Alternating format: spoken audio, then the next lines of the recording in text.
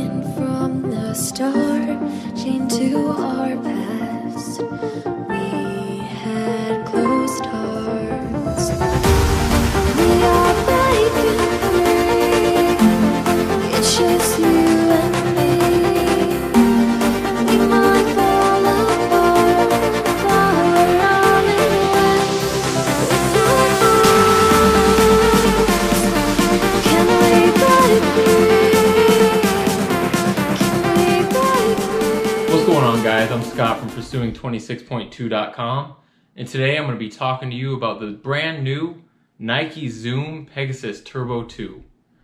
Now, I've been waiting for this thing for a year. Ever since last year's release, I was thrilled.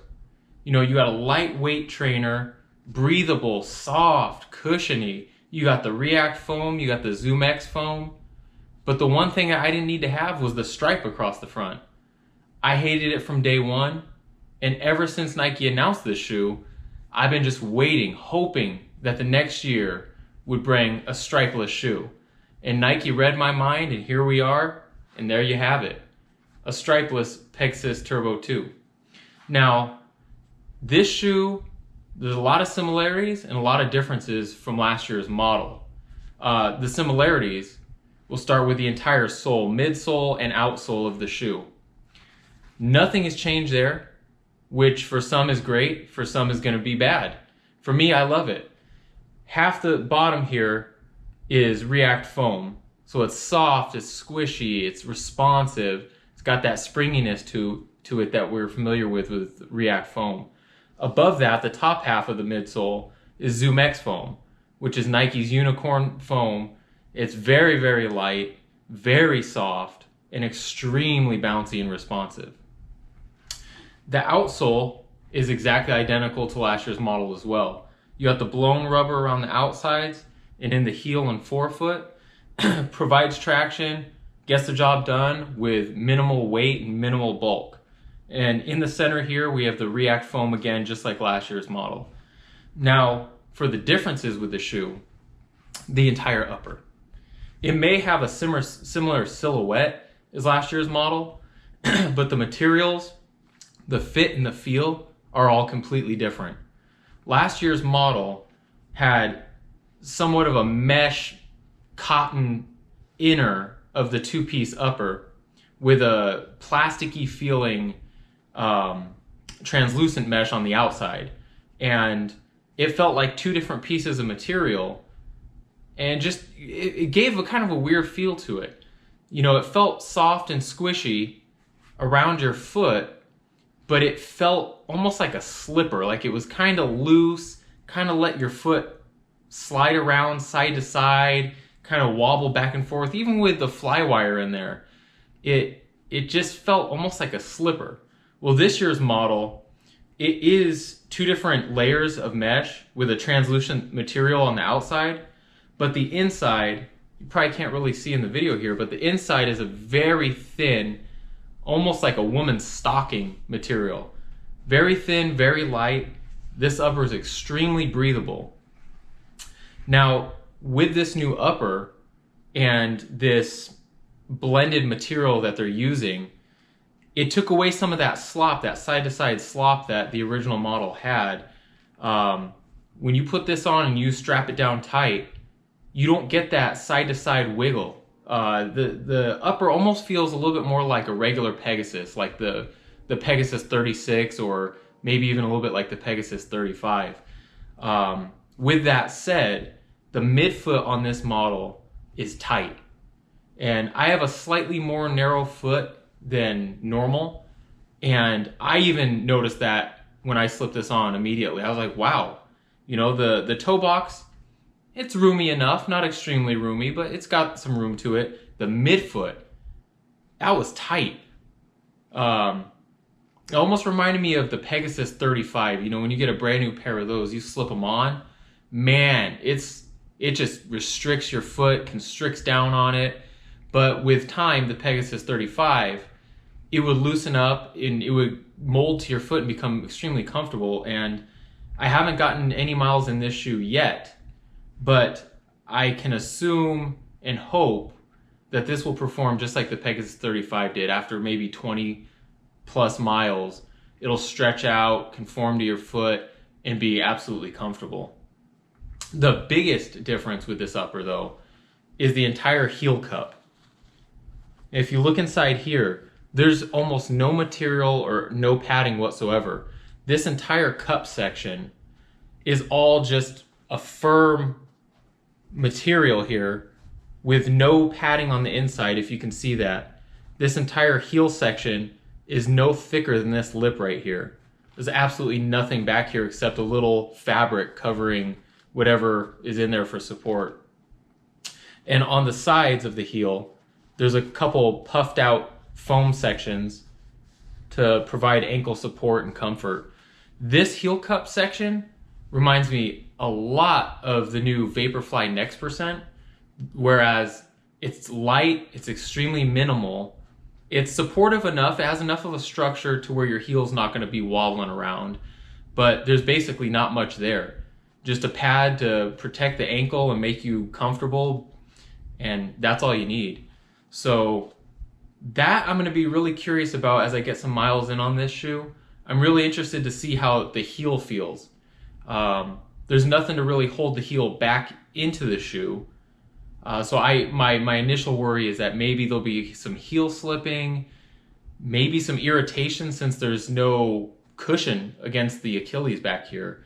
And unlike the previous model, the collar doesn't sweep away quite so much, it's just straight up. So putting the shoe on, just running around in the house, it felt good. But only the long miles and the break-in will really tell the truth on how this thing's going to perform. Other than that, the tongue is completely revised. Just like they did with the Pegasus 36, they went with that short tongue that just wraps right around your ankle and doesn't come up onto your shin like the Pegasus 35 and the first model of the Turbo did. I personally like this. Some people won't. The tongue is extremely thin. There's just, one layer of material with a little bit of support around it for structure. Now, the nice thing about this tongue compared to the Pegasus 36, the Pegasus 36 tongue, I like it and I don't like it at the same time. I like the thinness, I like the shortness of the tongue, but it's kind of uncomfortable. It's too thin, there's not enough softness to it, and I don't know, it's just not exactly what I prefer. This tongue, on the other hand, is made out of what looks to be a neoprene material, and is extremely stretchy and flexible and very soft. So even though this tongue is extremely thin, when you strap down the laces tight, it doesn't feel like they're cutting into the top of your foot. It feels nice and smooth, and it feels like something that you could wear for many, many miles, for a long run, half marathon, or a full marathon. So that is my initial impressions of the Pegasus Turbo 2. Now it's time to get a little bit of run time in this and see exactly how it feels. First impressions on foot.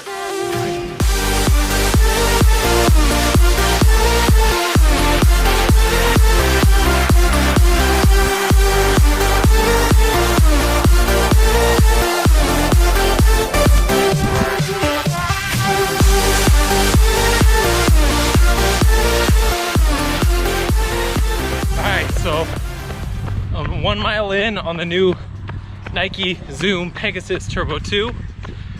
This is my initial impressions now that I just started running in them. Obviously, underfoot feels the exact same as the previous model, just like I expected it to. It's soft, but at higher paces or faster paces, it can feel a little bit firm. Feels good though. Exactly what I expected. The upper is also exactly what I expected. It's light. It feels a little more airy, less restrictive around the foot. Like I said before, the midfoot's a little bit tight, just like a Pegasus 35 or 36 would be. So I'm expecting that to break in once I get some miles on it. But all in all, so far so good. just feels like a lighter version of last year's model. So we'll see how it does by the end of the run.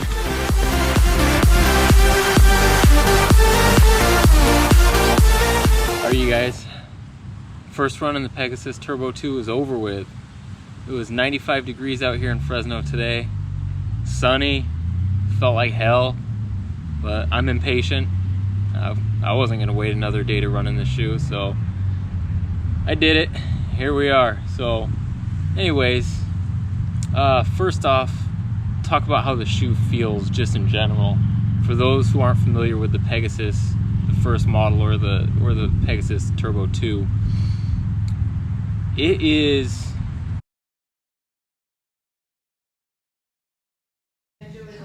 well, my battery died before I could give my final impressions on the shoe. Noob mistake, sorry. Anyways, so my final conclusion on this is that the shoe feels exactly like my first impressions assumed it would. It's much like last year's model, just with a softer, lighter, more breathable upper. It does weigh less, almost 3/4 of an ounce less. So yeah, I definitely approve of this shoe. I do like it more than last year's, even though the first initial on-foot feeling was a bit more snug around the midfoot. After a few miles, it stretched out. Is exactly like the Pegasus 35 was, where it felt almost too small at first, but then once it broke in a little bit, it was perfect. It hugged your foot exactly like you want it to. For those who aren't familiar with the Pegasus Turbo, it is an ultra premium version of the Pegasus 35 or Pegasus 36. It holds the same silhouette, same style, and it's also supposed to be a daily trainer like the Pegasus 35, just with more premium materials. The upper is softer, smoother, more form-fitting, more comfortable, which helps explain the price hike, going from 120 up to 180 for this thing. The midsole, though, is where your money's at. You got the ZoomX foam up here, the React foam down here. Both these foams independently are extremely soft and bouncy. You can go many miles with them. The Pegasus 35 and 36, they use the Cushlon with the Zoom Air unit embedded in it. And that gives a specific feeling. It's good for what it is. It is a bit firm. It's responsive, but this shoe is softer, almost as responsive as the regular Pegasus. But this one, you can really pick up some speed with it. It's a decent amount lighter than the regular Pegasus. So if you're looking to spend $180 on a good daily trainer, something you can race in, go long runs, short speed runs, whatever, this would be your shoe right here. Yeah, so that's it. Thanks for watching. Make sure to subscribe down below. I'll be posting more videos, more reviews, more running related crap. Let me know in the comments what you thought about this review, what other shoes you'd like to see. The next one up will be most likely the Skechers Speed Elite Hyper in a couple weeks, if it really does come out on 7/6 like it's supposed to. And follow me on social media, whatever your favorite flavor is: Facebook, Twitter, Instagram, YouTube, I don't know, whatever. Pursuing 26.2 or Pursuing 262. Look for me on there and follow me. Thanks, guys.